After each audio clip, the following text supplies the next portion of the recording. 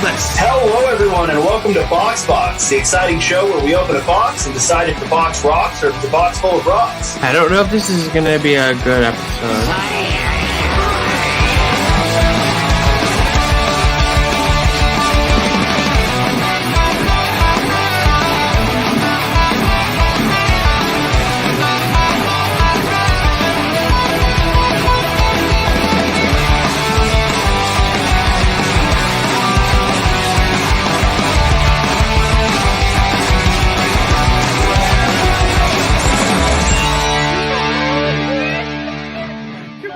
This pillow is fucking useless shirt. Yeah.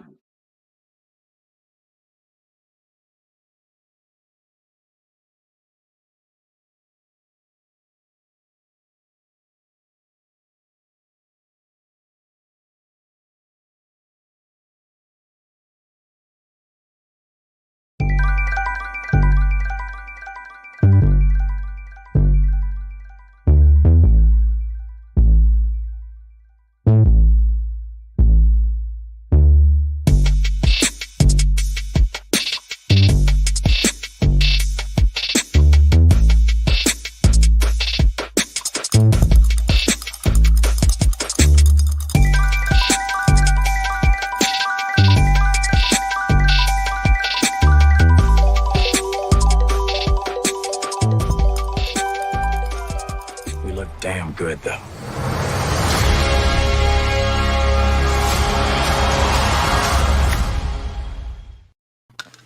Well, happy Saturday morning, nerds out there. I hope you're doing well. It is so good to see everyone. Well, you can't see us, but I see you. It sounds like the music is playing. Sean must be playing music. Welcome to the water cooler. It's Saturday morning. We're talking Falcon and Winter Soldier. I'm PJ. That's Sean. That's Eric. I'm happy to see all of you.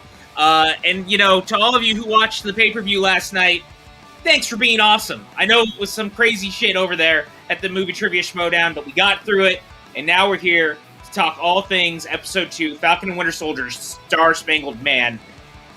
Starting over there with you, Eric, what were your thoughts on this week's episode, man? I thought this was a great episode. I thought it was a great continuation of the story they set up in the first one. It was great to actually see Bucky and Sam together. Because after the first episode, they were apart. But because now we get the full buddy comedy, buddy action film going with the two of them. And I liked a lot of the Easter eggs and the history they pulled from in this episode. Yeah, man. I'll say there was all sorts of stuff that was very comic lore heavy in like the coolest ways throughout the episode. And one thing, Sean and I were actually texting about it earlier, and it's the thing that I like very, very much, is that the farther we get into the MCU, the more they seem to like latch onto this stuff in the comics and really hone in on doing some really neat stuff. What about you, Sean? Yeah, I mean, I kind of did a little bit of a deep dive on some of this. You know, some of the everything in this episode has a comic tie, and some of them are super interesting. Some of them I was familiar with, some of them I wasn't. The stuff with Isaiah I wasn't familiar with, even though that's a lot more recent. They did a few name drops of organizations and ideas, kind of like they did in the first episode. I can tell that the showrunners and directors really do care about the Captain America, you know, full picture here. I do want to get into some of the stuff, but overall, this episode for me, not quite as good as the first one, but very good episode. You know, very good second episode, kind of building upon those concepts in the first. I think it's really interesting. We haven't seen Sharon Carter yet, but we did get her name drop this episode because she's billed really high. Like she's the third billed person. Is Dwayne. Hey! Good morning. Good morning. How are you, friendo? I'm doing well. It's been a busy week, and it's been a very busy week. I was very proud of seeing the stuff that you've been doing, by the way. I think I can say that. I know how hard you've been working on stuff, man, and you're crushing it. I just wanted you to know that. Yeah, it'll although I mean the biggest thing I've been working on, everyone will get to see it on Tuesday. Ooh. Yes, sir. Are you gonna tell us what that is? I mean, I think most people know it's the debut episode of the FCL. And we've got a logo for that right here.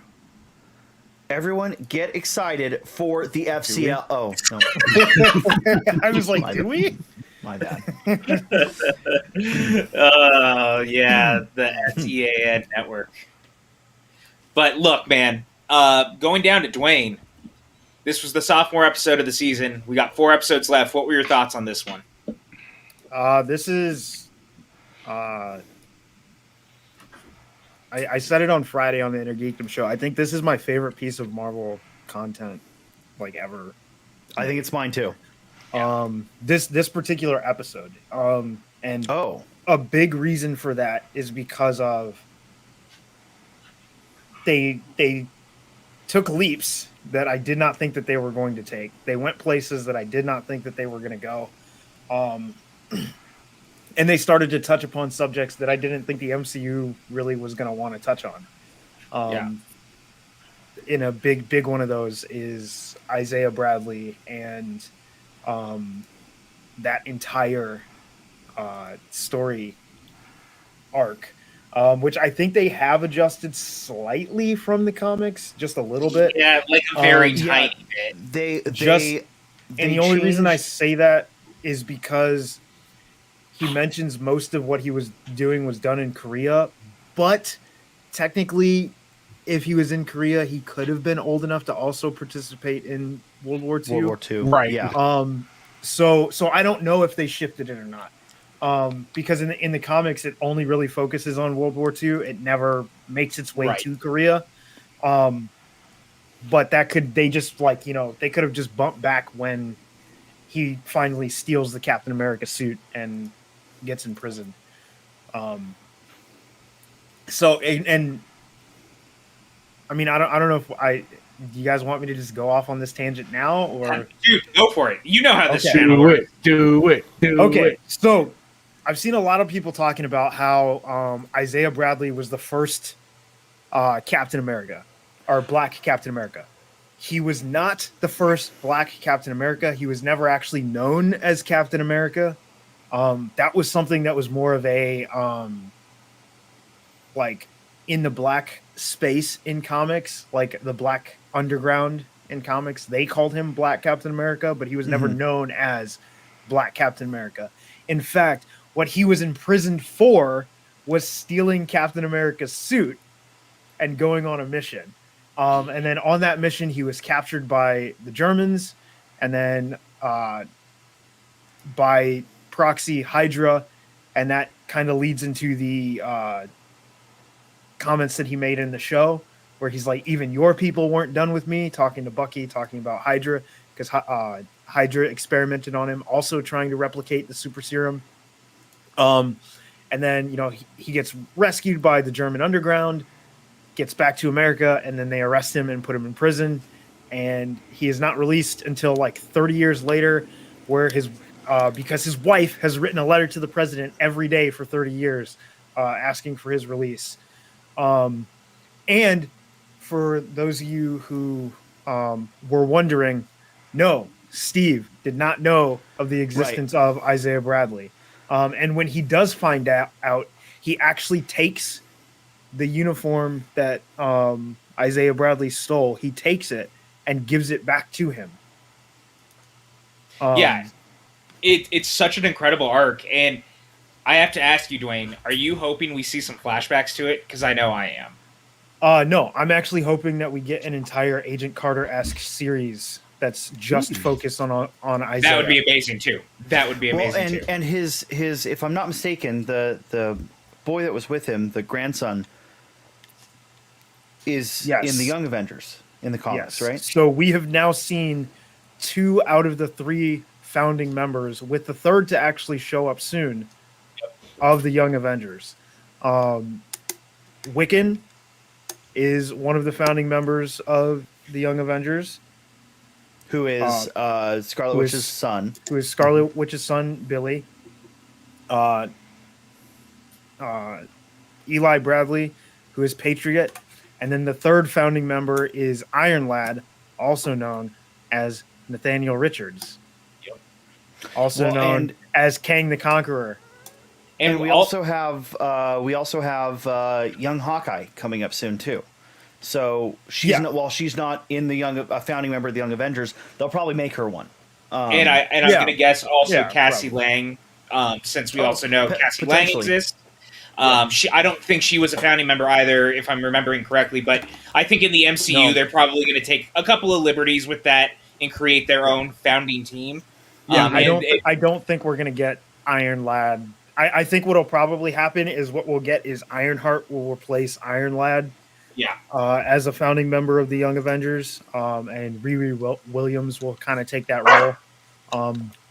I doubt that we're going to get Hulkling. I don't know if they're going to want to go. No, because they've kind of Disney as a whole has kind of told the line about including LGBTQIA plus stories in their filmmaking. They've come a little bit closer to it, but they're nowhere near at a level of, hey, we're going to have two of our premier superheroes marry each other. Like, I don't think they're there yet. And that's that's an integral part of the Hulkling Wiccan storyline. And if they're in the show, if they appear together and we don't get that, it's kind of pointless in a lot of ways. Not pointless, but they're doing a disservice to the characters if they don't include that part of their story. Yeah. Right.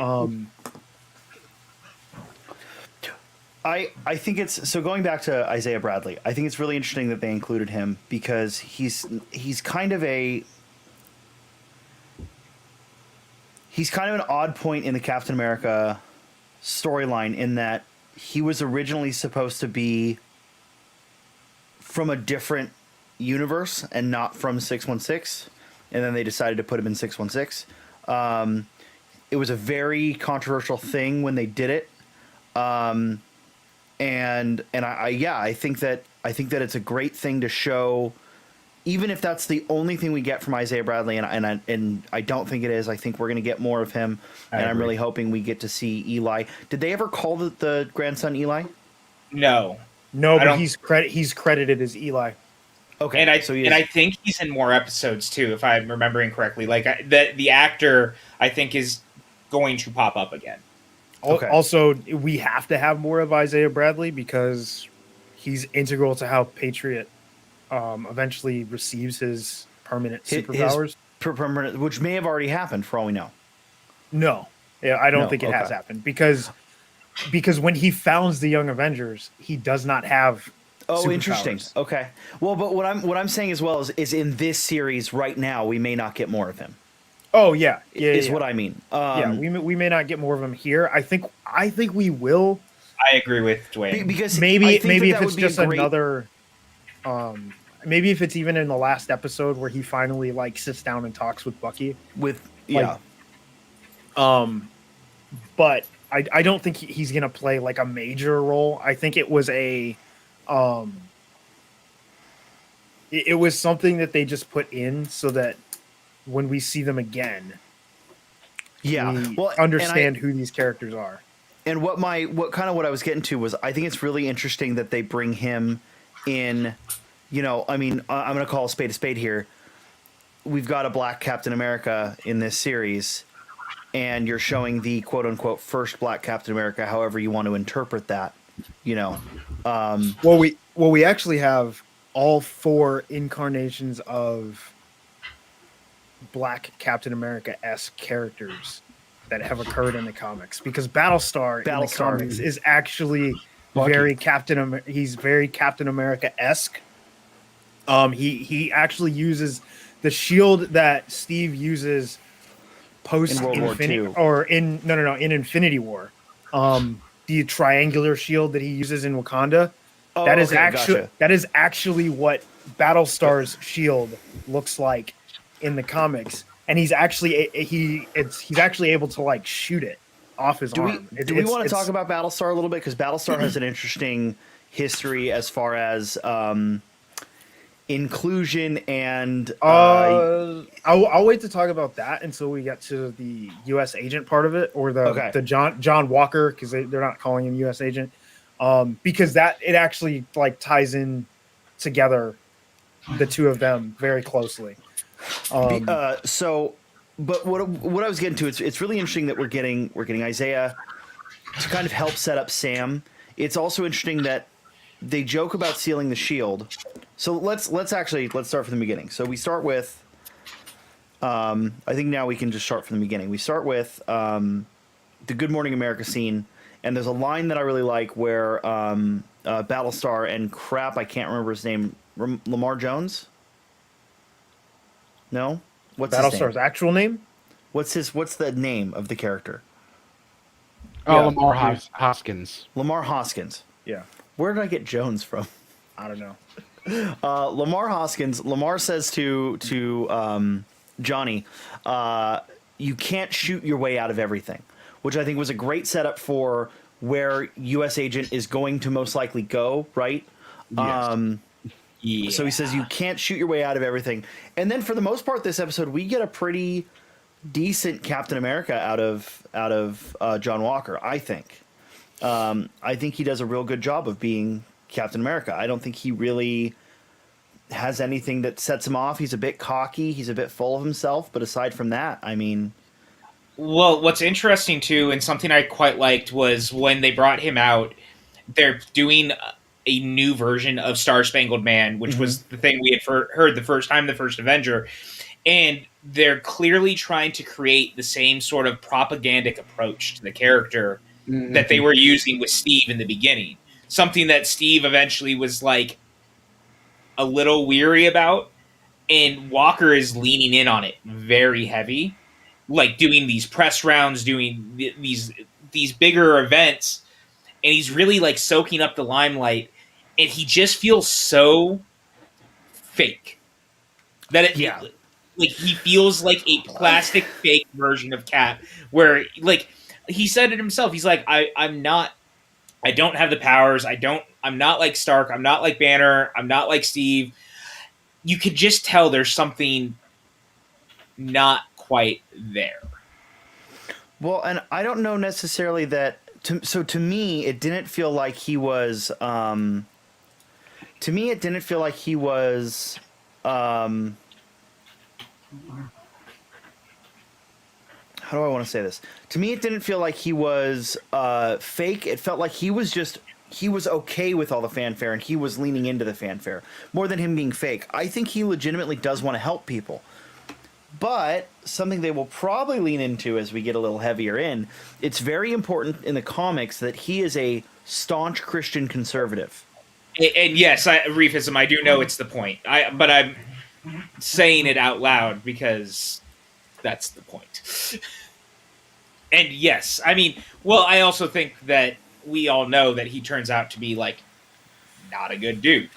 Well, you get his history in the comics is very interesting because he's not a good dude.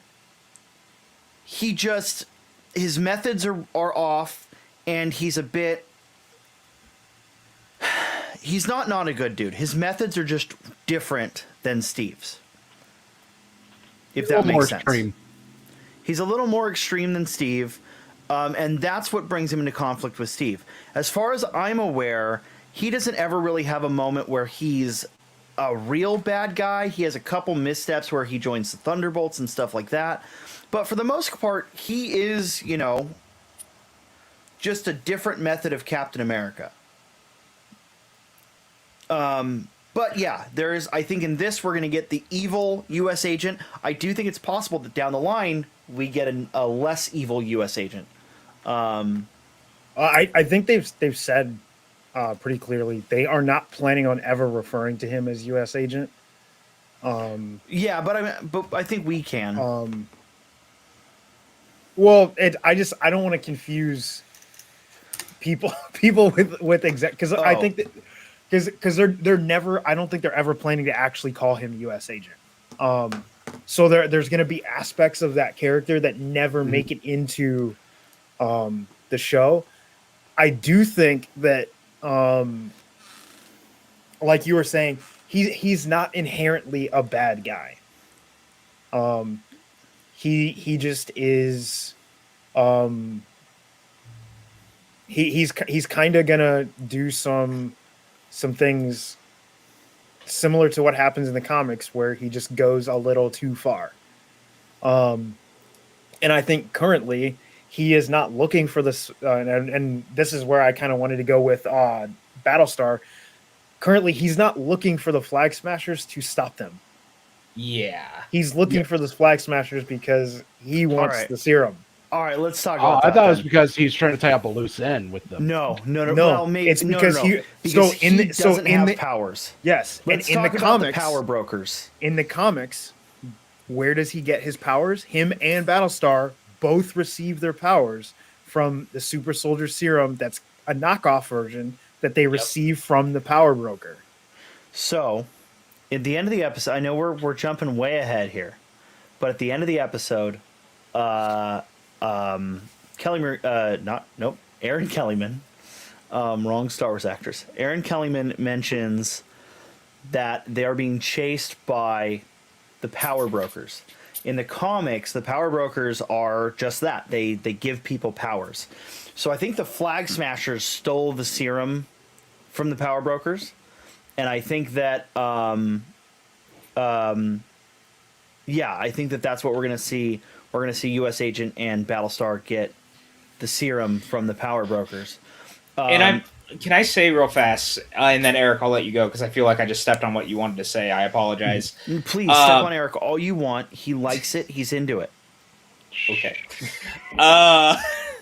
I do like that one of the things that was kind of like an ongoing thing in the comics and it started in the second film in this franchise with the Incredible Hulk was people still trying to replicate the serum for Captain America. And throughout time, whether it was in this version with the Incredible Hulk creating Abomination, whether in the comics it was the creation of man thing, like this has always been a big part of the bigger universe of people trying to recreate Captain America and that serum.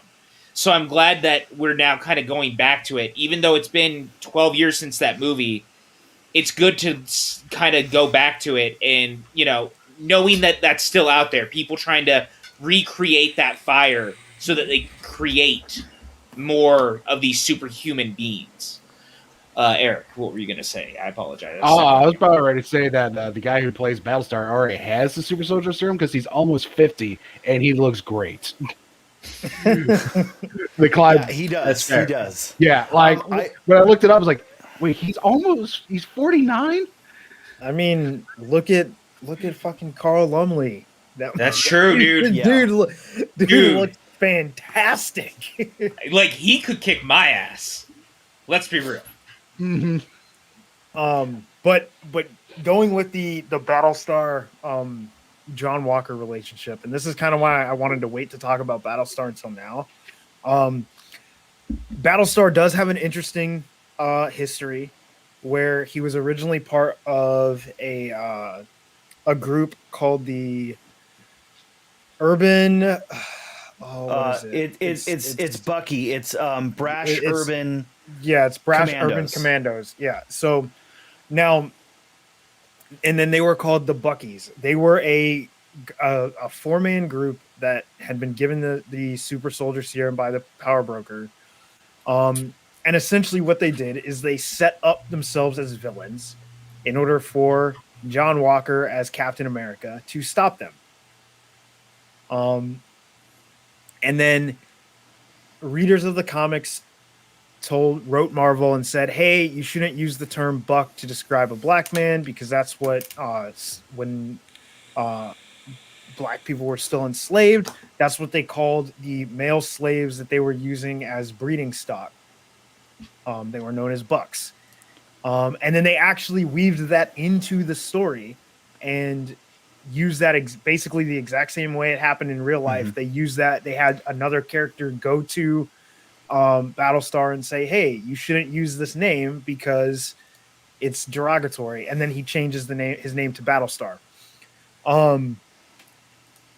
With that, Battlestar in the comics never really has that, oh, he's kind of a bad guy side, or he's kind of in the middle. In the comics, he's very clearly a good guy and is frequently on the opposite end of the spectrum of where US Agent wants to go. So I think that honestly, once they get the super serum, John Walker is going to go one way and Battlestar is going to be like, nah, fam, I'm out. Like, this ain't it. Sorry, I can't ride with you on this one. And then he's going to move to Sam and Bucky's side. I mean, they may do something else with him as a character because he's not like a super well-known character. They may kill him, you know, who knows? But I would imagine that he's going to be around for a little bit. My hope is that a lot of the characters that we're introduced to in this get longer life. Just because I think it's better to bring them in now and let's introduce them, and then we can kind of do the stuff you're talking about, do some of the other groups, go into different things, because I don't want them to introduce him just to get rid of him already. So that my hope is that by the end of the 6 episodes, we go on a journey with these characters in another capacity later on. That's my dream, at least. Yeah, I mean, they've this show in 2 episodes has set up a lot of interesting characters that all have. This show has set up a lot of interesting characters that all have futures in Marvel Comics, and let's be honest, we don't know how long, we're going to have Bucky and Falcon, and all these other characters. How much longer does do any of these characters want to stay in the Marvel Cinematic Universe? We don't know this, right? So it's nice that we are setting up replacements for all of them, right? Like, having Battlestar could be interesting, 3 movies, 3 Avengers movies down the line. Having, Johnny Walker is really interesting, down the line potentially. Having a lot of these characters could mean a lot of interesting things. If we are setting up the Young Avengers, we haven't heard anything about Young Avengers, but we're getting a bunch of Young Avengers characters, right? Mm-hmm. Which leads us to Young Avengers speculation. So I think it's really cool that we are setting up all these characters for future stuff. I like that. I'm excited about that. But for some things, we'll just kind of have to see, right? I mean, we don't know if it means anything or not. They could just be filling him in. Yes, Dan, his name is Johnny Walker. They could just be filling in some of these people for future things. Or they could just be using them just for right now, and that's it, and we don't get anything else from them. I think that Feige has proven in his time that he cares enough about what we're doing with the comics to continue that forward. Like, even the stuff with the Mandarin, to like, they did what they did with Iron Man 3. He let Shane Black do it. Then to do the short about, Hail to the King, mm-hmm. and then to come into what we know is Shang-Chi, where the real Mandarin is going to reveal themselves, right? So I think that there is precedent in, especially in an era minus Perlmutter being involved. Something we've talked a lot about here is Ike and that whole thing, is that I think Feige, as an overseeing presence, cares enough about the comics that he sets these characters certain places for a reason. I don't think he does it blindly. Yeah, I'm hoping that they kind of remedy the situation that we've had with Marvel and TV in the past. Yeah. And use some of these characters on the larger scale. Mm-hmm. Because that's always been kind of the thing is, why do I care about the television shows, if I only watch the movies? Because they don't matter.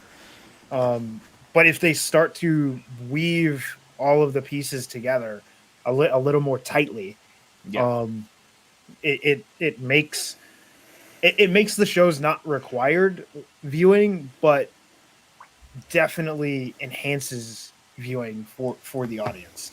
Mm-hmm. And then it also enhances the movies when you get to it too, which is great. Like, there's something fun about the dynamic of both of those versions, one making the other better, you know? Like, that's a cool thing. I think Dwayne's absolutely right. Well, we're going to see the first impact of that this year with Black Widow, because Winter Soldier and Falcon was delayed because they couldn't get Black Widow out because of COVID. So we're going to see how they had to do the reshoot, see how that is going to impact Black Widow. I mean, it could even just be like a sequence. I don't know if Falcon and Winter Soldier was delayed because of Black Widow. Yeah. I will say I think it was delayed because of Black Widow, but I don't think that we're going to see any of the reasons it was delayed in the show that we're going to receive, because I think what they reshot was things that needed to be changed because Black Widow didn't come out. Yeah. So it's almost like they retconned before they retconned. Yeah. Because I think what happened is, and the reason why we got WandaVision first is because they were like, oh, this we can put out. We don't really need to change anything because we didn't tie it to anything else really, other than, Doctor Strange, which everyone knows is coming. Which everyone knows is coming, and we haven't shot anything for anyway. So if need be, we can change something in Doctor Strange down the line if we have to. But they were like, but we can't put Falcon and Winter Soldier out because it ties into Black Widow, which we haven't released yet. So we need to reshoot some stuff. And because they had the time, because I think what a lot of people don't realize is the reshoots and everything that happened for Falcon and Winter Soldier were like 4 months of reshoots. They don't do 4 months of reshoots for something that's small. They did 4 months of reshoots because they had to change something big. Yeah, like small reshoots are like maybe a week, maybe 2 little pickups here and there, like altering a scene. When you're doing more than that, suddenly you're changing course. Yes. And that's a different thing. And it's not always inherently a bad thing either. Like, you know what I mean? Yeah, I'm not saying it's a bad thing at all. Oh no, definitely not. I'm guessing that, and I mean this is again kind of speculation because I haven't seen Black Widow, but I'm guessing Florence Pugh was in Falcon and Winter Soldier. I think so too. I 100% agree. I think she still is going to pop up at one point. I think she might show up at the end. Not as like maybe. I think she might show up at the end, but we're gonna get no dialogue. We're not gonna get any. It's gonna be the mid-credit teaser. Yeah. Yeah, and it'll be like, and then Florence Pugh will return in Black Widow, sort of thing, because Marvel loves doing stuff like that. So. Yeah. Well, maybe. Nah. Well, because we also know she's already in Hawkeye as well. So I think it's gonna be more. Captain Marvel at the end of Endgame-esque, where he just shows up and then cut, and then that's all we get. I think that'd be perfect, to be honest with you. I agree. I would love that. All right, so there's one major bit we've skipped, and that's Bucky and Sam and their relationship this episode. There was one line, my favorite line in this episode was, you spend a week in Wakanda, or you spend a year in Wakanda and suddenly you're the White Panther. Was my favorite line in this episode. And he's like, no, it's the White Wolf. Are we going to get him becoming the White Wolf? And what the fuck does that mean? No, we won't. And that is a comic book reference. So yeah, I know it's a comic book reference, but I'm not actually that familiar with the White Wolf in the comics, aside from it's Bucky. In the comics, it is not Bucky. No, the White Wolf in the comics is T'Challa's adopted white brother. Oh, who was found in Wakanda and adopted. He has similar abilities to the Black Panther, but has a more of an anti-hero-esque role. He is a thief. He's not really a he's kind of, if you blended T'Challa and Killmonger from the movie Black Panther, he kind of just does what he does whatever he thinks is right and doesn't really care about the means. As long as the ends justify the means, he doesn't really care what they are. So sometimes he's on Black Panther's side, and sometimes he's on, the opposing side. It kind of just depends on what he thinks is right. Interesting. Okay. What I'll say too is I still love like the line. The line is great. The line was great. It's not my favorite line. I think my favorite line is the "What up? It's Black Falcon." Oh, dude! Yeah. I love when should I call you Black Kid? Should I just call you Black Kid? I got him, didn't I? I got him. That was my favorite moment, I think, in the entire episode, and it's something that, again, I've said it before on here, right? One of the things I like about this show a lot is the small interactions that we're able to get because you're expanding the time out. Over 6 hours, you can do stuff like that. In a 2-hour movie, they get a little weird about pacing and making sure that those little character moments don't necessarily hit.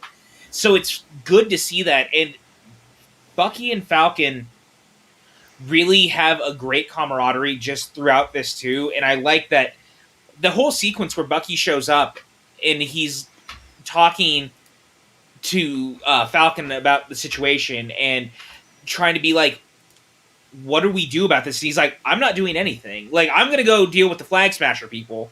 Like, I'm not worried about the Shield. That is not on my mind right now. And Bucky's like, well, I'm going with you then.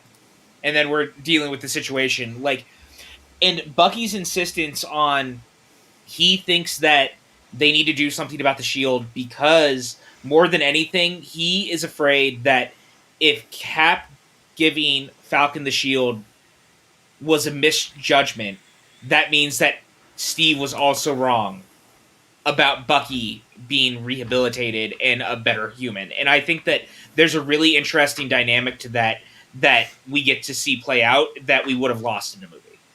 Yes. Like, I love that reveal during the therapy session at the end where Bucky says that to Sam. Yes. And that when you can even see the light bulb go on in Sam's head's like, okay, I understand where you're coming from now.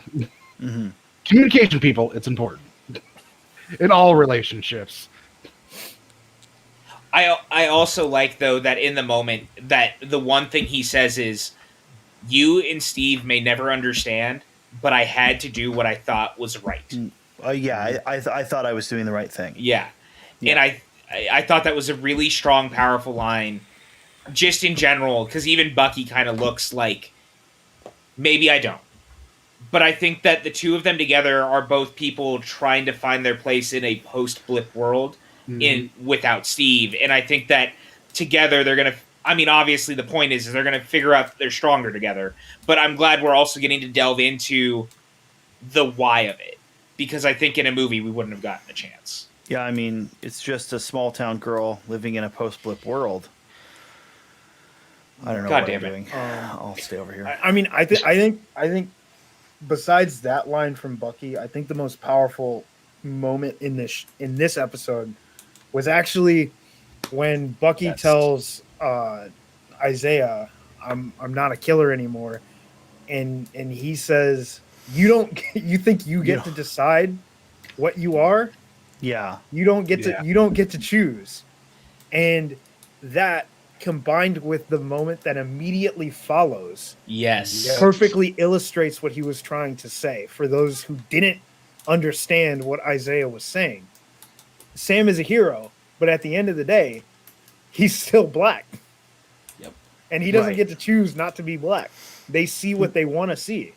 Well, and the implications of the mixture of those of that scene when he also says, maybe people like you do. And the implication is very much maybe white people do get to wake up and decide who they are. And then later the reiteration that, well, he was probably talking about Hydra. It's actually perfect because they know who Bucky is and they're not like, oh, this guy is the bad guy. They're still focused on Sam. Right. Yeah, and then we didn't recognize you without the goggles. Oh Like my! straight to But you recognize the guy who's a serial killer and said, Right. "Oh no, he's fine. He's not the problem." Well, his face Right. has been posted all over the news for killing T'Chaka, yeah, right? I mean, and it's like you see him and you're like, "Oh, it's a white man in trouble." yeah. What? I mean, what? I can safely say that I think that the Isaiah scene, like that whole sequence in general, was my favorite scene from the moment they walk down that street, which Dwayne brought up when he sees the kids, to the sequence all the way up to with the cops. Like that whole sequence is, in my opinion, some of the best storytelling Marvel has ever done. Mm-hmm. Between the acting and the dialogue, that might be some of the strongest 7 to 8 minutes that they've ever done. That's fair. Yeah. Yeah. I don't know, man. Like, I think that Dwayne said it really, really well earlier. Like, I didn't know if we were ever going to see them actually delve into this stuff or really start to hit on it in the way that they were. And to see them to really, like, kind of go for the throat on it in a lot of ways was very interesting. And I'm glad that we're seeing shit that needs to be said. And doing it with superheroes, too. Like, it's important. And our storytelling needs to be as impactful and as strong as you can say one thing, but it's the actions. And so for them to put in motion doing this is just a very important and really smart and really beautiful thing. Well, And they've started to take a step towards what makes comics so great. Yeah. And what people fail to often realize is comics are one of the most political mediums in existence. Yeah. That's pretty much what all comics are. They're just commentary on politics in the world and society. And now we're finally starting to get less of the theme park and more of the more nuanced and detailed storytelling that we've all come to love in comics. Bless you. Thank you. And while we're still getting the theme park, it's the nuance and the shadows and the facets of comic books that are starting to really come through and shine. And they're lost on some people. Some people will only ever see the theme park, but that's their problem. Yeah, and it's a thing that we talk about all the time, right? And actually, I saw Jay Washington tweet this earlier. He was talking about how someone was upset that Disney had inherently somehow made Star Wars political. Like, you didn't think Star Wars was always political? Like, Star Wars is very political. yeah, Star Wars has always been political in the same way that comics has always been political, in the same way that movies has always been political. Like, the Manchurian Candidate is an inherent... The Phantom Menace is all about a broken down trade agreement. Right, and episode 3 is... That's literally what the whole movie is about. It's Captain about America's trade negotiations. Captain America's first appearance is him punching Hitler in the face before we even entered World War II. That's how political comics are. Star Wars, the entire prequel series, can pretty much be summed up as Bush-era politics bad. Like, that's inherently what the prequels are. And even if you don't if you overlook it in the prequels, even the original trilogy was about a ragtag group of rebels trying to overthrow a fascist empire. Space Nazis are bad. I mean, look, I'm happy to say that Marvel, and again, getting Ike out of any control over the movies and television has lent them the chance to really dive in to doing these things, because this is the kind of stuff that would continually be pushed aside by someone who didn't want to be involved and doesn't want to be able to let these stories play out because they're scared of the implication. Art matters. Art pushes people to see things that they don't want to see or feel uncomfortable seeing. But you need to feel uncomfortable because we need to be able to rectify the shit in the world. And if we can do that through art, it's going to help. Soapbox. No, you're right. No longer water coolers. soapbox episode. The PJCN is definitely never also inherently ever been political. Never. Just throwing that out there. I also want to hit on real fast before we move on from the episode and like get out of here for the day. How cool was that fucking action sequence, by the way? Like, to Dwayne's point, we're still getting the roller coaster, and the roller coaster is fun. I think the action in this is some of the best action we've seen in a Marvel movie since Winter Soldier. Mm-hmm. Yeah. Oh, absolutely. I thought it was just a cool set piece fighting on top of the two trucks, and then you have, the other Cap and Battlestar show up. I thought that was a good twist too. I like that. I mean, especially Captain America. Captain America is inherently fucking political. You know, it's. I don't know. You all right up there, Sean? Anyways, how do we feel about this episode, guys? We like it? Is it good? I loved it, man. Oh, yeah. It's good. Chad, is there anything you guys want us? Is there anything chat wants us to bring up, talk about, discuss our thoughts, our opinions, our feelings? And I also agree with Dwayne that I think this is some of the best storytelling Marvel's ever done. I think it's already creeping into my top 3-4 stories that they've ever put on screen. I just think it's that good. I think they're doing something that no one else is quite doing yet with comic books on screen in the way that they're dealing with the politics of it all. I'm just very, very impressed. And that's what you get when you get great people behind the scenes who give a shit and actually want to do something with it. Yeah. Yeah. Yeah. But yeah, I mean, I think. Is there anything else we want to touch on this episode? I mean, I think that's pretty. Where do we think we're going from here? What do we think is going to happen with Zemo? We know Zemo gets out somehow. I think they're going to have to break him out. Yeah, you think it's going to be one of those things where you need me to help? I don't know, remember what his accent is, but you need me to help you. I will help you find these flag smashers. I think they're going to have to break him out. I kind of think that the one thing that is interesting about that is that Zemo is one of two villains to really defeat the Avengers at this point. It was Thanos and Zemo. Yep. They're going to need me to fight the flag smashers. So to get the guy and break him out of the person who kind of destroyed your lives, put you guys on the run, fractured the team, and have to trust him, I think that's a very interesting dynamic, and I think that Dwayne is 100% right. We are headed that direction, and I could not be more excited because I think Zemo is such a great character.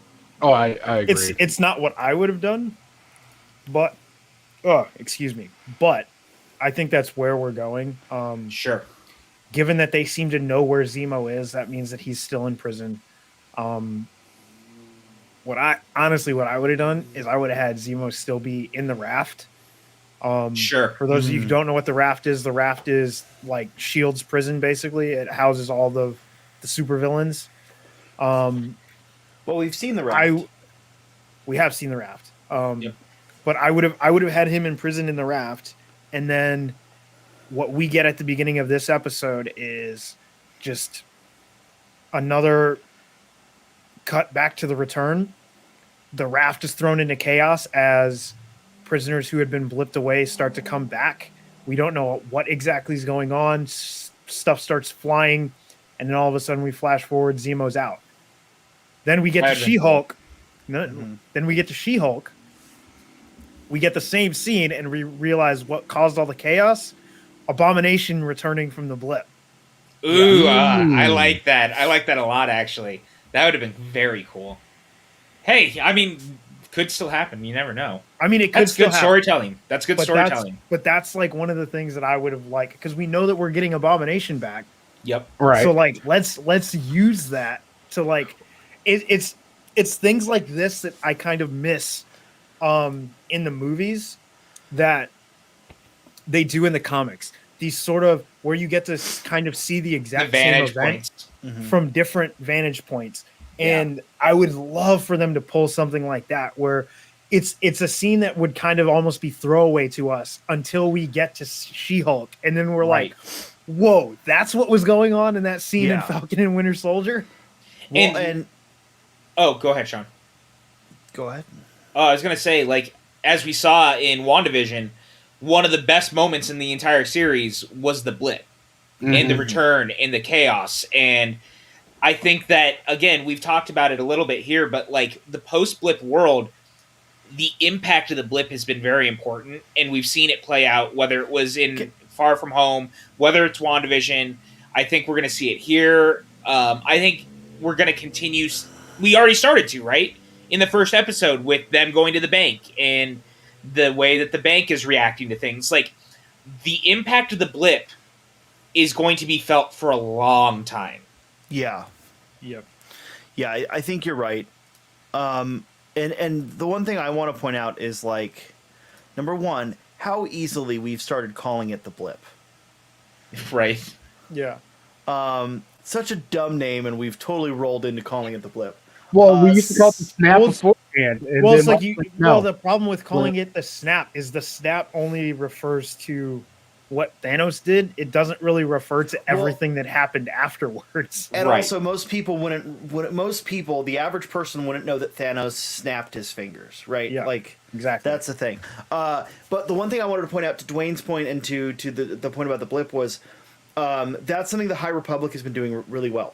Yes. The High Republic has done a really good job of showing, Light of the Jedi sets up this event that happens, and then you have all these other stories that happen congruent to Light of the Jedi, right? So Into the Dark, the events of Into the Dark are dependent on what is happening at Light of the Jedi, and they take place at the same time. So I think, I would like to get that. That is something that comics do really well. That's something that, a lot of stories can do really well, and I think that it'd be great to start seeing that from Marvel. To an extent, we saw that in Phase 1. All of the movies in Phase 1 happen in the span of, like, 3 days, with the exception of Captain America. And Iron Man 1. Captain America and Iron Man 1 are out of that. But Hulk, Thor, they all have, like, a pacing where they fit into this time frame. Because Iron Man 2 also. Yeah, because of that, you have Phil leaving Tony in Iron Man 2, and then he shows up in Thor. And then you've got the Marvel one-shot that kind of fills in that 6-hour gap. Reefism in the chat asks for clarification, what is the Flag Smashers? Well, in the comics, the Flag Smashers is a character named... The Flag Smasher is a character named Carl Morgenthau. And in this, we have Carly Morgenthau, played by Aaron Kellyman. He also said their issue, and I think he's wondering what their... So I can... Hold on, I want to make sure that I have the entire thing down correctly. Yeah, I mean, in the comics, I always forget what the exact... Okay, so the Flag Smasher in the comics is... He has the same ideology. He wants to get rid of multinational government and have one world, one people.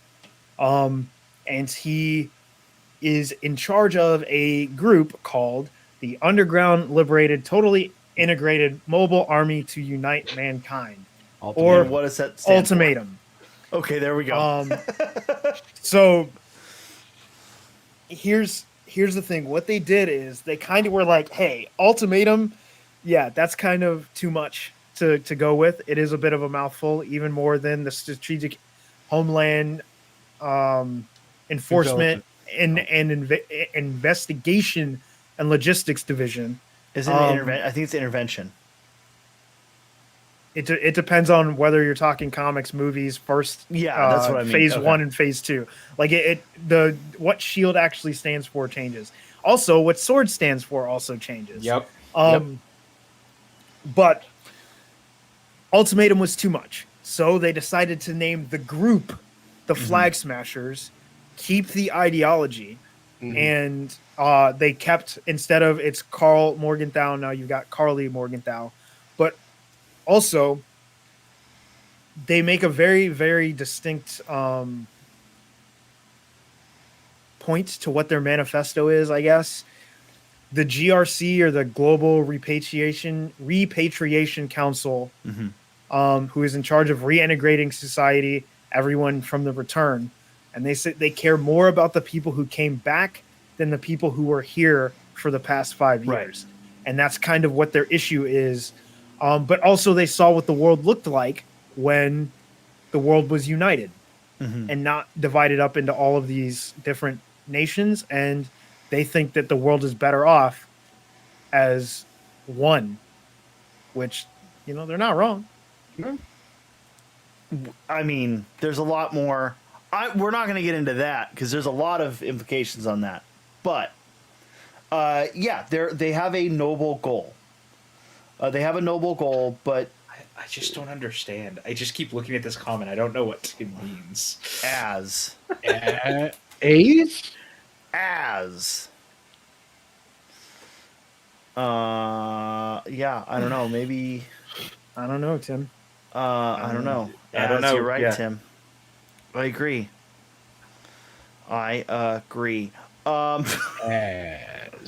As.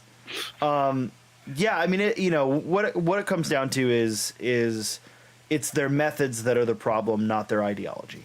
Their methodology, not their ideology. Similar to Thanos. Right.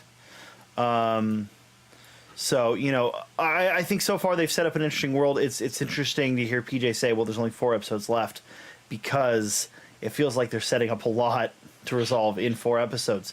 The one thing I do want to point out, these episodes have been longer than anything else we've gotten on Disney Plus.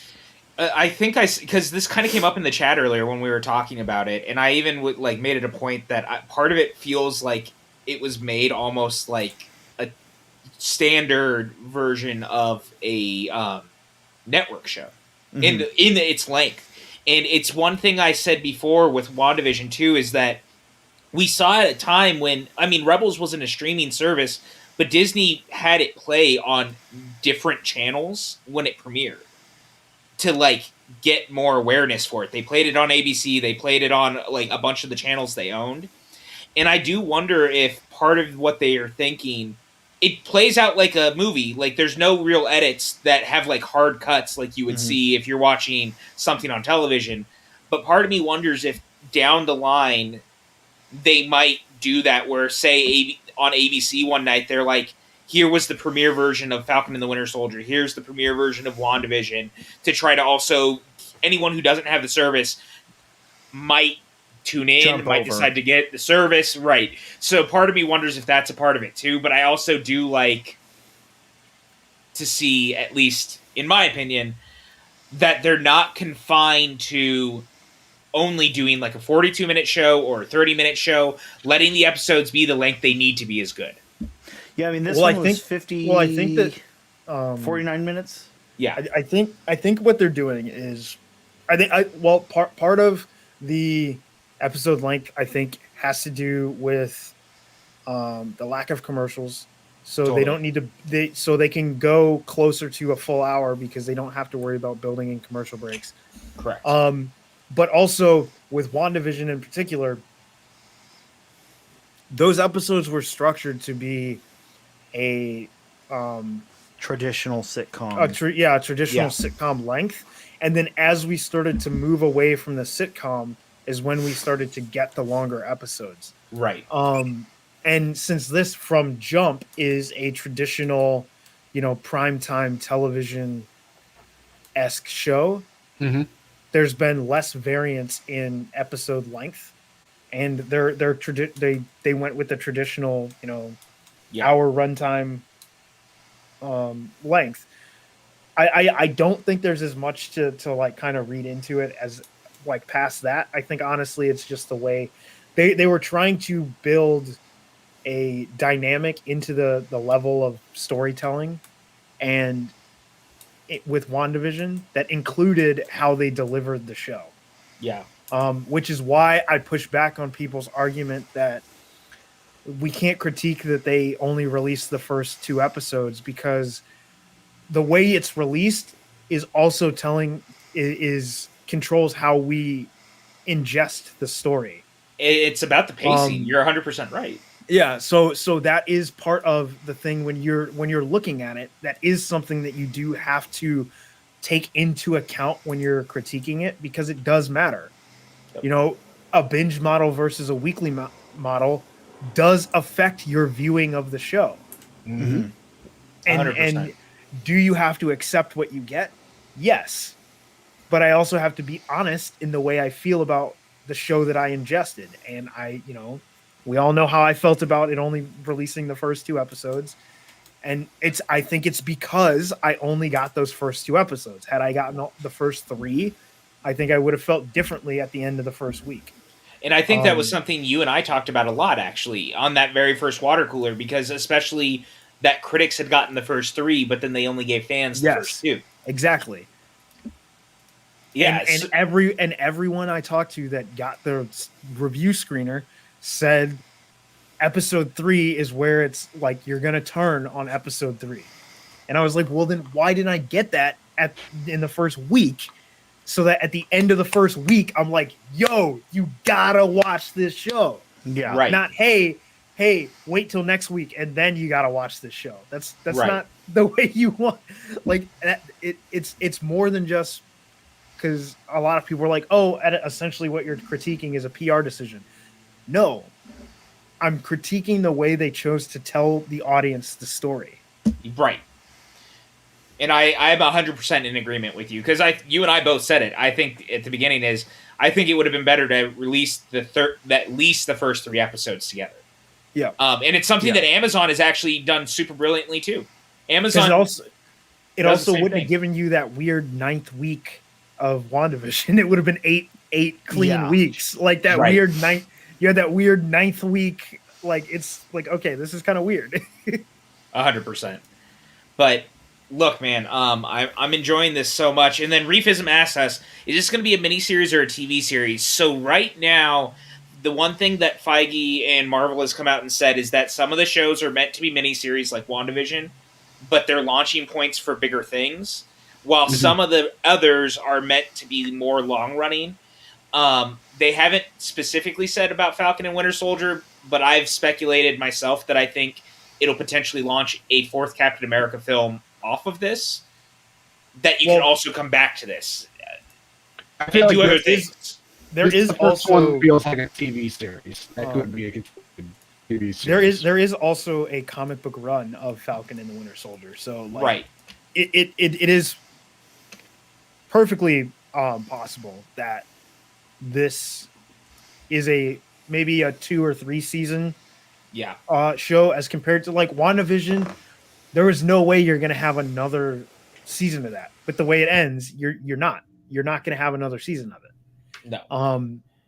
So I don't think anyone was expecting another season of that. I think Hawkeye is another one where you could probably, with depending on what they give us, but the characters, you can squeeze that out. You can squeeze out 2-3 seasons of that. I'm not talking about let's go for the longest running show of all time with any of these, but a season or 2, 3, maybe even 4 seasons. Yeah, and some of the characters of like these?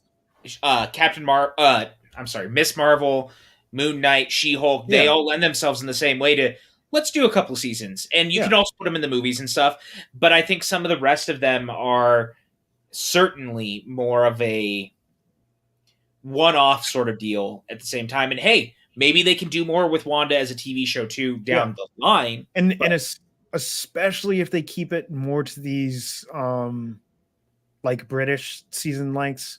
Yes. Where, they're 6 episodes, 8 episodes, no more than 12 or 13 episodes, even though I think that's a little long sometimes. I think that hurt the Netflix series a lot. Well, it depends on the story that you're telling. Yeah. Because I think depending on how this story pans out, this could have used another episode or 2. Sure. Because what we got in this episode, that's a lot of stuff that they got to close out in 4 episodes. Right. And so we've got like 4 hours roughly left to tell the rest of this story. Yeah. Whereas like you don't need to do 24. I've said it before. Like I find at this point, 24 episodes of anything feels so excessive. Network TV desperately needs, and I know why they don't. Like they're in their ways and stuff, but like I feel like there desperately needs to be they need to change. Yeah, they need to restructure it to like 4 distinct seasons on network television. Yeah. Instead of a fall, then you've got mid-season, then you've got like the spring continuation of the fall, and then you got the summer season. It's like go into a little bit more distinct, like like, hey, from September to December is when this show is on NBC. Then December to March, this one, March to July, this one, and then July to it'd be back to September is this one, and then that show that you were watching in September doesn't come back until the next September. 100%. Like, and let the shows tell the stories they need to tell, and don't like prolong it either. That's the beauty of the British model. The thing I love about British TV, Dwayne and I have talked about this a lot behind, like between us. Like British TV tells a story once and it's out. Like sometimes they come back and it'll be years later where they do another season, but for the most part, they do the thing that they want to do and then move the fuck on. But if you cut it down to like 10 episodes in a season, and you've got a year in between seasons, you can be a little bit more direct with where you want the story to go and a little bit more involved as a network, because then you have the writers have the time to develop it and like, okay, this is where they want us to go. This is what we want us to do. Now, how do we tell within these parameters? How do we tell our story? And the good thing too is like, look, I actually enjoyed Agents of S.H.I.E.L.D. a lot. I think Agents of S.H.I.E.L.D. did some really great storytelling, and they were smart because a lot of the seasons from like season 3 on, they were like 2 distinct halves a lot of the time. Like it was 24 episodes, but it would be like 12 were telling one arc and the next 12 would tell another arc. But they also got handed like a kind of a bad hand in the beginning where Marvel TV and Marvel film weren't really in dialogue with each other about what was happening. So that's why that first season feels a little disjointed. Did you watch all of S.H.I.E.L.D.? I have to finish season 7, but it's real good. Yeah. But my bigger point was what I was going to say is that as they figured out what they were doing, to Dwayne's point, the show got stronger. The only time the show wasn't strong was when they had gotten thrown a curveball that they were not anticipating. But from then on, I think that the show had always found its footing. I thought from season 2 on, the show was actually quite good. But I'm happy to say that Marvel is now like controlling everything it's doing in its arms. And I think that'll create the cohesion that Dwayne was also bringing up earlier of now they, with everyone kind of in the same place, they can be like thinking ahead. So we know that this thing is going to happen in this place. So what can we do here with this thing that brings it all together? Or how can we reference this thing and also make it work over here? I think that's a much better overall thing. And in doing that, we're going to see a lot more cohesion between everything. Yeah. That's my thought. Yeah, I mean, Agents of S.H.I.E.L.D. is a great example of a good standalone show. I mean, season 2 did a good job of kind of embracing the whole Winter Soldier events. But I mean, yeah, S.H.I.E.L.D. to me is a great standalone show that makes some reference to the MCU. But yeah, I wish we could have got something a little bit more involved with the MCU as a whole. But we didn't. So, can I also say that their Ghost Rider arc is one of the great arcs in the Marvel universe, in my opinion. I love the Ghost Rider arc so much. Yeah. But does anyone else have anything they'd like to add before we get the heck out of here? No, I can't wait for next episode. Yeah, my only thing was it took me a while to get used to Wyatt Russell without the beard. Because he looks so much like his dad. Look, so can I say real quick? I wanted to bring this up. Oh, go ahead, Dwayne. I'll let you go first. I just want to say, look, I feel so bad for Wyatt Russell, and the reason I say that is because it takes a special kind of person to step into a role that willingly step into a role knowing that people are going to look at you and say, yeah, that guy says the N-word. Yeah. Like, 100%. I'm like, the second I saw him in the trailer, I was like, oh yeah, when is the video going to come out of him being drunk that he's so sorry about? You don't mean Like, Wyatt Russell. You mean John Walker. I was really no. I don't think. No, I knew exactly what you meant. I don't think, to clarify, I don't think anyone, for anyone listening or watching, I don't think Wyatt Russell has said the N-word. But just to clarify, unless he said it for this show, the way he embodies the character, when you see him on screen, you're like, yep, he's racist. I don't know. I don't know that he is. Okay.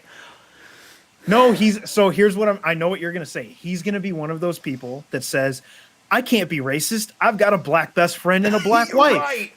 Right. That's he's going to be one of those people.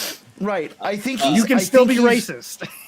I think he's probably I don't know if they're going to take him that direction. I don't think they are either. And they may. I definitely get what you're saying, and I think you're 100% right with that. Like, he has that demeanor of like, and that's what I kind of mentioned earlier, where like he's definitely Christian conservative. Nothing wrong with Christian conservatives, but look, there's sometimes a certain level they take things to that's a little. It's a talent, and I mean this in the best way. It's a talent that you have that people can just look at you and dislike the character. Yeah. Because we are not supposed to like him. Well, it's something about his jawline. That's exactly what So it is a talent that you are able to embody a character that we immediately see and we dislike him. Like it is a talent. And I think that actually, like, Coming to America had a great joke about that, in particular involving Colin Jost, which I thought was one of the best moments in the movie, because that's 100% what Wyatt Russell's character feels like to me in this, is that guy. And I wanted to bring up real fast before we get out of here, did you guys read the interview with Wyatt where he was like, I actually auditioned for Captain America originally for the first Avenger. I love that it's come back around the way that it has. I think that is so cool, and it's something that I think Marvel has done brilliantly as a collective, is they tend to go back to the people that have auditioned for other things, and they find a way to bring them back around. I also think that adds some credence to, like, that's why I was kind of saying earlier when you were like, well, it feels kind of fake to me. It doesn't feel fake to me, but it feels off. And, like, yeah, he gets to embody the guy that wants to be Captain America because he is the guy that wanted to be Captain America. Right. You know, like, yeah, what do you got, Eric? I was going to say, it's also, I find it funny because, like, if the Avengers existed, like, in the 80s or 90s, Kurt Russell probably would have been Steve Rogers. So I just like, or Iron Man. I always thought he would have been Fury, to be honest with you guys. Yeah, okay. Kurt Russell I can see that real good Nick Fury. I mean, look, he already did the eye patch Nick thing. Fury, not the new Nick Fury. Okay, so there was one more thing I wanted to bring up, and this is a makeup costuming thing. When we see Wyatt Russell and Battlestar outside of the jail when they're by the cop car, there's a certain something about Wyatt Russell's scruff and sideburns that are very different from every other time we've seen him. And that was kind of the first time we get an inkling of him having a little bit of an edge where he's like, you know, just stay out of my way. He had a little bit more definition in the sideburns. He had a little bit more scruff, kind of very reminiscent of Nomad in the comics. Yeah. Which, again, I think that Wyatt Russell is going to be I think that this U.S. agent, Captain America, what have you, is going to be an amalgamation of various other iterations of those characters we've gotten. And I just thought that was real interesting, super minor point, but I noticed it I'll on say my this. watches. I would not be shocked if this version of the character becomes Nomad. And that's what I was going to say was... Yeah, we know that they've kind of kicked around doing a Nomad TV show. So what better way to continue this? Yeah, and that's what I was kind of implying earlier, where we may see him, you know, be... I don't think he'll be evil, per se. I think he will be an antagonist or a foil to Bucky. Sure. Just on his methods alone, and they'll probably have some sort. Not Bucky, Falcon, and they'll probably have some sort of altercation. They has fight. Yeah, but I do think that if he sticks around, they will redeem him in some way. I think so too. As a nomad or as a revitalized, maybe they're not going to call him U.S. agent in this series, but they may down the line. Yeah, I mean he might be U.S. agent by the end of the show, Right. but I don't think he is going to spend any significant part of the show. No, because I think what'll happen is Sam will Well, have I the think shield by the end. Sam is going to have the shield by the end of the show. well, yeah. that's an interesting point. We've seen trailers of Bucky and Sam practicing with the shield. Yes. I kind of wouldn't be shocked if that's towards the end, to be honest. Yeah. That might be 'Cause- the last scene we see. Yeah, because Maybe. if you go back and watch the early WandaVision trailers, there was more from the finale in that trailer than I anticipated. If you go back and watch, especially the shots of like Wanda letting Vision out of her and stuff, like that was in the trailer. I'll have So- to take a look. Yeah, But it's like shot differently and the effects aren't there. But yeah, I know exactly what PJ Yeah. is talking about. But I think that what will probably happen is he will become U.S. agent at the end of the series. Mhm. And then that will, I mean, he may not. I'm actually thinking now he may not get the serum until the end of the series. Oh, I you don't think disagree with- Oh, Yeah, I think he might. That might be the end of this. That might be what happens. Is like they go on this. He gets hurt so bad that they need that to give they're him like serum. he can't be Captain America. They give the shield to Sam, and then they give him the serum, and then he becomes U.S. agent. Oh, maybe. Yeah, Because that's interesting. they can't be like, hey Sam, we gave you the shield, but we kind of need that back now. Like they're not Yeah, gonna. I mean, they're not gonna do that. that's- Yeah, Um, I think there's a lot of things that we could see. Yeah, I don't know. I think he'll get it. I think he'll get it somewhere in the next episode or two, because I think they're going to have a fight between Battlestar and Cap and Bucky and Sam, and I think that's how they'll get the shield. I think it'll be a conflict that gives them the shield. I don't think so because Sam is very insistent on not wanting to take the shield. Again, Well, but I think that whatever leads to that fight, Sam will realize, you know what? Yeah, I can't let. I think we'll have a moment where Sam will go, you know what? I am the right person for the shield. But that's why I think that it won't be till the end because that's kind of you can't have that moment in the middle of his journey. That's the end of his journey. I think Moment. that we also have to see. We haven't seen it yet, but something's going to happen where Wyatt is going to have to cross the line Yeah, for him to. and that also definitely won't happen in the next episode because we know No. the next episode is going to be so focused on Zemo. Yep. That Yeah. conflict isn't going to happen in the next episode. Yep. So I wouldn't excited. be. I wouldn't be shocked if it doesn't happen till like episode 5. Yeah, I was like, I'm almost wondering if what if Zemo doesn't make it out of this, Could you imagine? and maybe that's what. What if he kills Maybe- Zemo? Yeah, that's what I was thinking. Is like, what if that's what he does? He kills Zemo. If he and that's kills when- Zemo, maybe. and that's when Sam's like, what? No. Yeah. See, I hope Because- not, and I I- hope not just because I want to see Zemo No, I know, but remember, developed. I should have brought this up earlier, and I noticed this. They brought up the line about the guns, right? Then what happens when they're on the truck? He uses What does the he gun. do? He uses the gun. That was the first inkling that as this version of Cap, he's a little bit more serious about Yeah. how he's going to end things.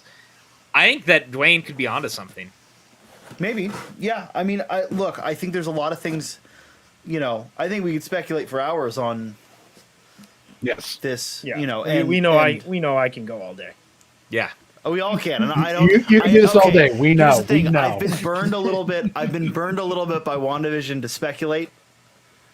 I love speculating. I don't care if I get it. I don't care if I get it right or not. I just love talking about all these things from the comics that we could see in live action.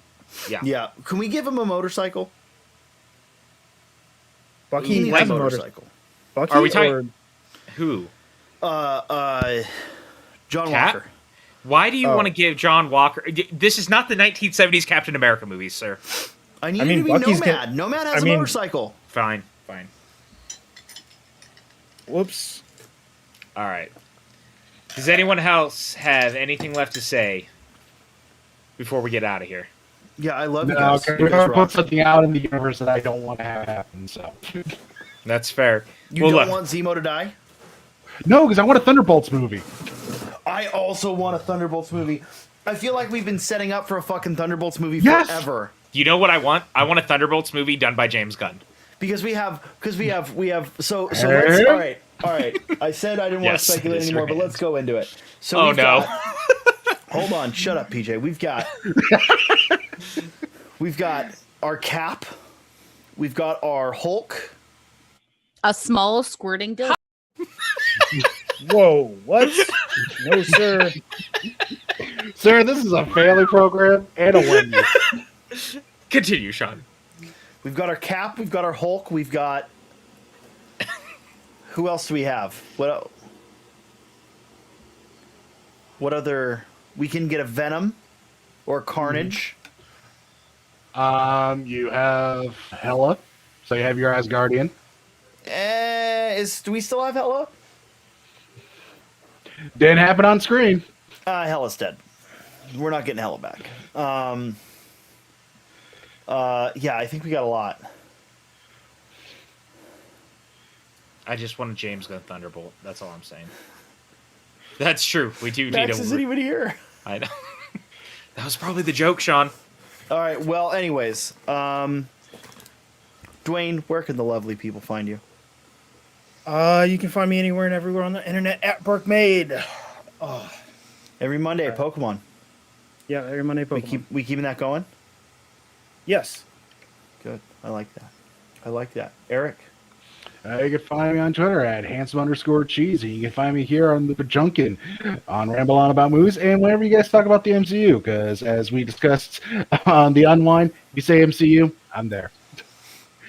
That we don't call him Eric MCU, whatever his last name is, for nothing. Muller. Muller. Thank you. I put the M in the MCU. I was going to say, I know too many Erics to remember any of your last names. You can find me at Suit Up Sully on Twitter and Sean Sully on Twitch. I got to figure out something with usernames. Maybe my marketing manager, Dwayne, can help me with that. Dwayne's like, I'm your marketing manager now? Dwayne is my everything if I need it. Look, here's the thing. We got a couple things coming up. Tonight, over on one of these Twitch channels, I'm not sure. Chris Clark's Twitch channel got Mario Party Madness. We got POV, we got Star Wars Explained, we got some guy that I don't know standing above Jabba the Hutt. Should be fun. Monday we have our League of Their Own watch along. Am I getting that right, PJ? Is that Monday? I think so. Have That you done sounds it yet? correct. No. Okay, well now it's Monday. Great, wonderful. Later today, We have I will patrons. we have patrons. We'll get to them. Later today, I will probably be on Twitch. Later tonight, PJ will probably be having a drink and watching a movie. Or on Dwayne Twitch will with probably you. be on Twitch too. Maybe Dwayne might be on Twitch. I'm gonna get Dwayne to play Minecraft with me. Dwayne, you want to play Minecraft? This is true. Right? I don't know. At some point, eventually. Oh, maybe. We'll see. We have patrons. Brandy Parker, Brandon Buckingham, Ricardo Franco, our executive producers, Sean Wingblade, our gold producer, and then all of our other producers like ______ Mike K. I don't think that underscore is supposed to be there. Stephen Wright, the youth critic, Bedor, Jake Berlin, Antoine Putra, Tyler Birch, Patty Carrillo, Chris Portnoy. Am I saying that right? I'll say that right. Shira Potato, Molly Damon, Beth Harris, Ferris Muthana, Jeff Alterman, and of course all the other ones that are other patrons. You can find PJ at PJ_Campbell. I am a professional. I believe it's PJ Campbell everywhere. That is and correct. of course, if you need something else from us, I don't care. Am I missing anything, Pat? How'd I do? You did great. The only other thing to remember is be nice to the writers. We're only human. Correct.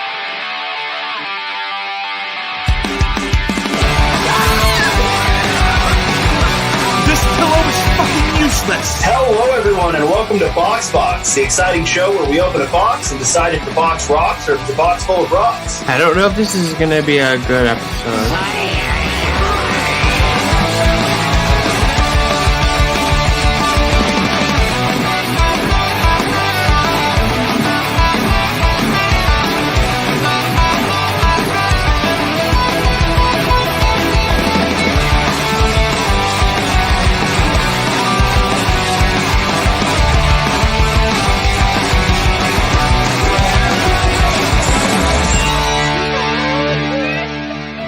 Can we make a "This pillow is fucking useless" shirt? Yeah.